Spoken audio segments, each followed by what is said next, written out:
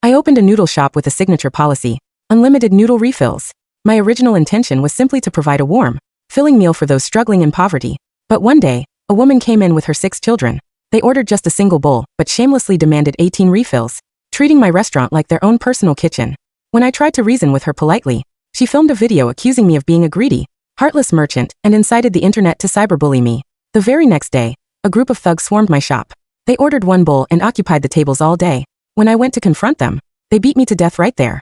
When I opened my eyes again, I had returned to the exact moment that woman walked in, with her 6 children. This time, I walked up to greet them with a smile.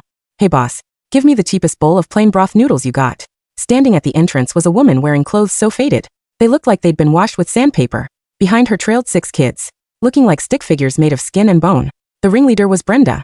On TikTok, she ran an account called Brenda's Hustle, mom of 6. Looking at her familiar skanky face, my brain instantly replayed the memory of my own death. Sound of boots hitting my ribs, the taste of blood in my throat. She's the bitch who got me killed in my last life. My diner is smack in the middle of the Rust Belt, the old district. My customers are mostly blue-collar stiffs, breaking their backs for minimum wage, and lonely old folks waiting to die. I wanted to do something good, give them a full gut for cheap. So I made a rule: $10 for a bowl of plain noodles, infinite refills until you puke. I don't care, just don't go hungry. For a year I made peanuts for profit, but I earned respect on the block, until Brenda showed up in my past life. She brought her litter of 6 kids and ordered 1 bowl. She refilled that single bowl 18 damn times. She asked for fresh soup stock 5 times. When I gently told her, "Ma'am, this is a small business. The infinite refill is meant to help people who are really struggling, not for 1 bowl to feed 7 people." She flipped the script instantly. She whipped out her iPhone, newer than mine, and started recording. "Look at this, guys. This shady-ass diner says unlimited noodles on the sign. But now that my starving kids want to eat, she's giving me attitude," she screamed, spit flying. "You think because I'm a single mom with kids I'm easy to bully? Ain't poor people human? Do we deserve to be humiliated by capitalists like you?" Tears streamed down her face. On cue, the 6 kids, trained like circus animals, started wailing. That video broke the internet overnight. I went from neighborhood hero to the scum of the earth. My Yelp page was nuked with thousands of 1-star reviews. My phone didn't stop ringing. Death threats, insults, people telling me to rot. The next day, a gang of local thugs blocked my door. They ordered 1 bowl each and sat there all day, scaring off actual customers. When any cop showed up, they played innocent. The second the cops left, they were back on their bullshit. I couldn't take it anymore. I went up to argue. They pushed me down. Then came the kicks, the stomps. As my consciousness faded into the black, the last thing I heard was their mockery. "Damn, just a noodle flipper thinking she can mess with our influencer. Bitch had a death wish." Turns out Brenda wasn't just poor. She was a manufactured influencer. A fraud.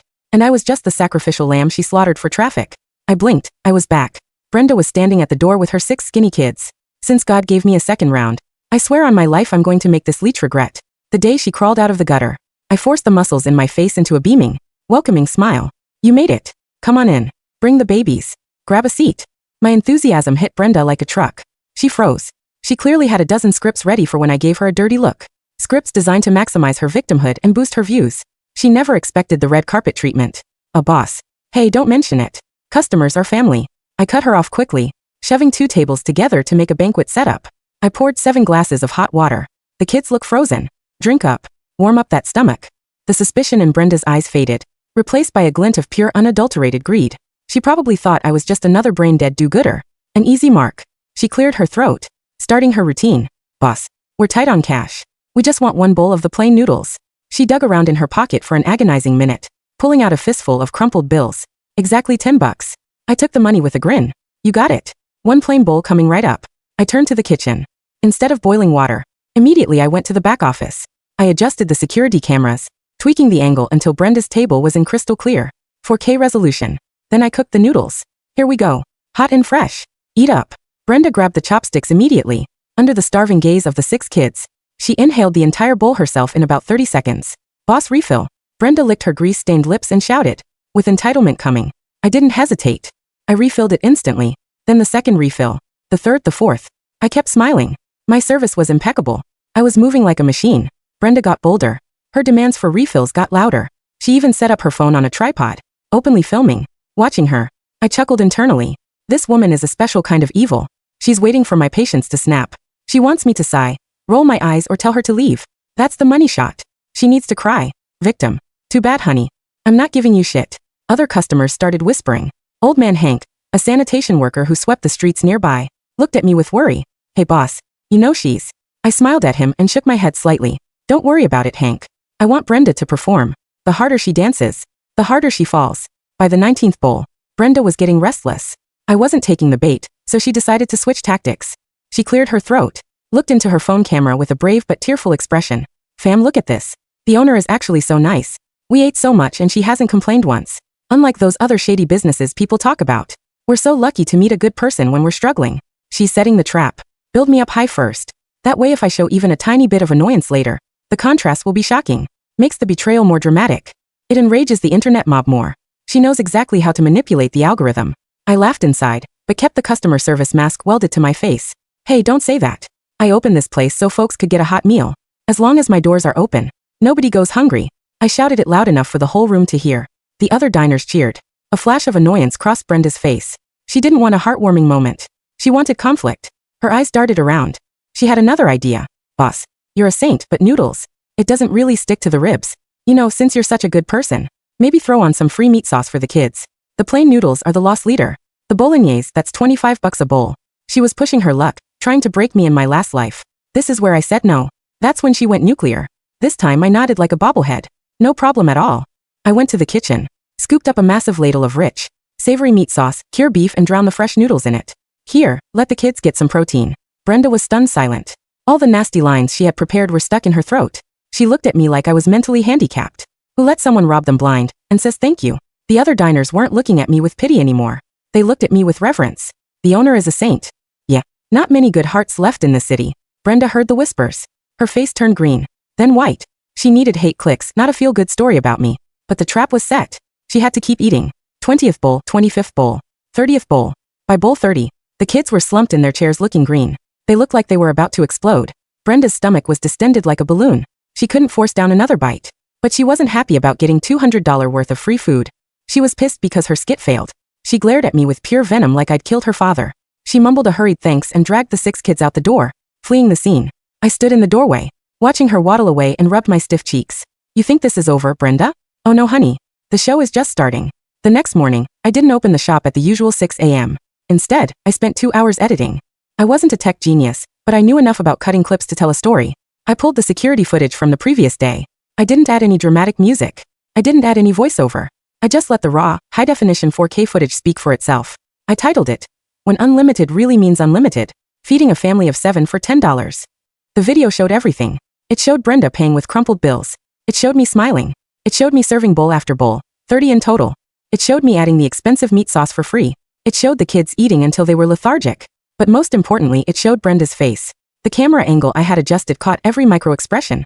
It caught the smirk when she set up her phone. It caught the flash of annoyance when I was too nice. It caught the venomous glare she shot me as she left, her belly full of my charity. I uploaded it to TikTok, tagged it with hashtag smallbusinesslove, hashtag community support, and hashtag payitforward. Then I opened the shop. By lunch my phone was buzzing. But it wasn't hate mail. Hey, are you the owner of the noodle shop on 5th? A voice crackled on the line. I saw the video. You're an angel, lady. I'm coming down to buy 10 bowls. Keep the change. The internet loves a villain, sure. But the internet also loves a saint. And right now, I was Mother Teresa with a ladle. Brenda, however, was silent. I checked her account, Brenda's Hustle. She had posted a video from yesterday, but it was edited weirdly. She had cut out the part where I gave her free meat sauce. She had cut out the 30 bowls. She made it look like I served them one measly bowl, and they left hungry. This place is okay, I guess, she said in her video, looking sad. But the portions are small. My kids are still hungry. The comments under her video were mixed. Girl, didn't the owner post the full vid? You ate 30 bowls. Why are you lying? That lady gave you free bolognese. Brenda was deleting comments as fast as she could. I watched the numbers tick up on my video. 100K views. 500K views. 1 million. But I knew Brenda. She wasn't done. She was a cockroach. You couldn't kill her with a little bit of truth. She thrived in the dirt. 2 days later, she returned. This time, she didn't bring the kids. She brought a man. He was huge, built like a vending machine, with tattoos creeping up his neck and eyes that looked like they hadn't blinked in a decade.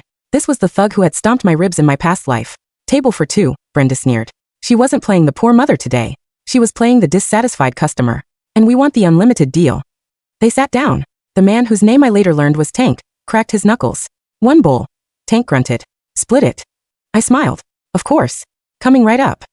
I went to the kitchen. My hands were shaking, but not from fear. From adrenaline. I had prepared for this. I served the noodles. Tank took a bite, chewed, and then spat it out onto the floor. This tastes like trash, he roared, slamming his fist on the table. You trying to poison me? The shop went quiet. Old man Hank stood up, clutching his broom, but I waved him down. I'm so sorry, sir, I exclaimed, my voice trembling just enough to sound terrified but loud enough for the cameras. What's wrong with it? It's sour, Brenda shrieked. It's rotten. You're serving rotten food to poor people because you think we won't notice. She pulled out her phone. She was live streaming. Guys, I'm back at the noodle shop, she yelled at her screen. And look, they served us rotten noodles. My boyfriend is sick. This lady is a fraud. Tank grabbed the bowl and threw it. Hot broth splashed against the wall, missing me by inches. Refund, Tank bellowed. And compensation for medical bills. This was the shakedown. This was how they killed me last time. They escalate, they get violent, and if I fight back, they destroy me. But I didn't fight back. I dropped to my knees. Please, I cried, tears flowing instantly. I had rubbed a little onion juice on my sleeve earlier. Please don't hurt me. I'll do anything. I'll give you the money. Just don't hurt me like you did the last owner. The shop froze. Brenda froze. What last owner? Brenda snapped. You're the owner. No. I sobbed, improvising my masterpiece. I just took over. The lady before me. She disappeared after some gang threatened her. I'm just trying to make rent. Please. I crawled to the register, opened it, and grabbed a handful of cash. Here, take it. Just leave me alone. Tank looked confused. He was used to people arguing, not people surrendering so completely. He snatched the money. Yeah, you better pay up, he grunted. Brenda looked at her phone. The live chat was going crazy. Wait, is she being robbed? Yo, call the police. That guy just assaulted her. Brenda, why are you filming a robbery? Stop him. Brenda realized she was losing the narrative. Guys, she's admitting guilt. She served bad food, but it was too late. The visual of a crying woman on her knees begging a giant thug not to hurt her was too powerful. Tank kicked a chair over for good measure and stormed out. Brenda followed, looking unsure. As soon as the door closed, I stood up, wiped my knees, and walked to the back office. I downloaded the footage. And then I called the police. Not for the robbery. For something much, much worse. Part 2, the toxic mother. You see, while Brenda was busy trying to destroy my reputation, I had been busy investigating hers. Brenda wasn't just an influencer. She was a grifter. And grifters leave trails. I hired a private investigator with the little savings I had left. His name was Sal, a guy who smelled like cheap cigars but could find dirt on a saint. Sal found the gold mine. Brenda's kids weren't in school. They were homeschooled, which in Brenda's world meant they sat in a dark room until she needed them for a video. But Sal found something else. He found the GoFundMe campaigns. Help my son fight cancer. 2022. Single mom evicted need shelter. 2023. Daughter needs emergency surgery. 2024. Thousands of dollars raised. No medical records. No eviction notices. Just Brenda, moving from town to town, milking the kindness of strangers. But the cherry on top? The sick son from 2022 was the same kid who ate 5 bowls of noodles in my shop yesterday like a linebacker. I took Sal's file to Detective Miller. Miller was a cynical cop who ate at my shop twice a week. He liked my brisket.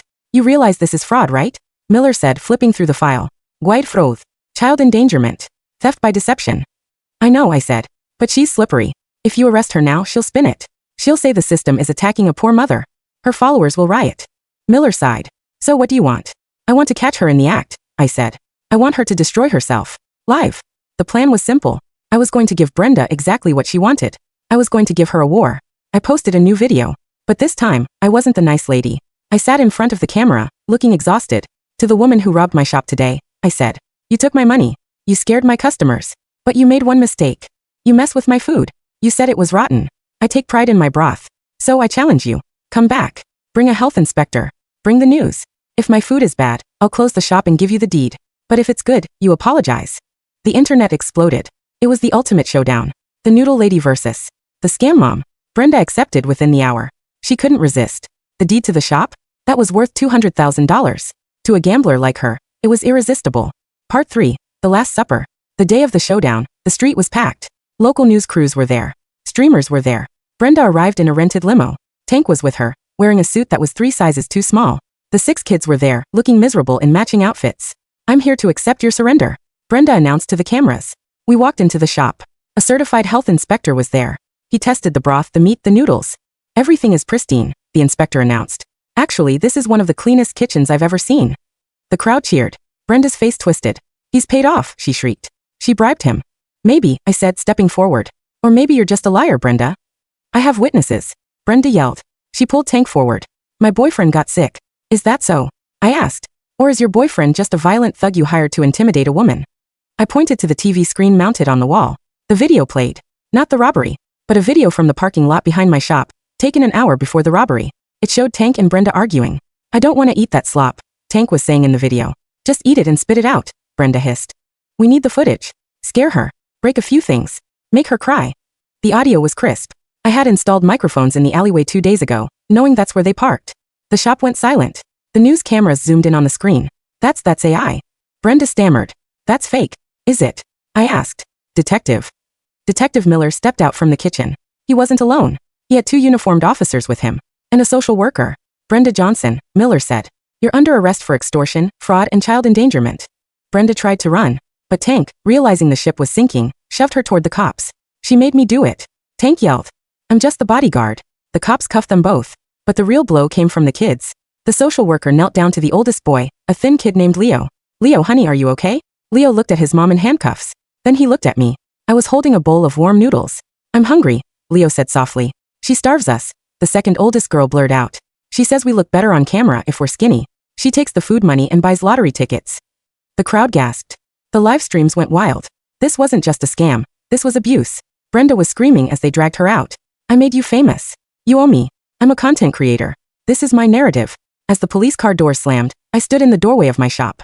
The cameras were all pointed at me. Is the deal still on? I asked the crowd. $10. Unlimited noodles. For anyone who is actually hungry.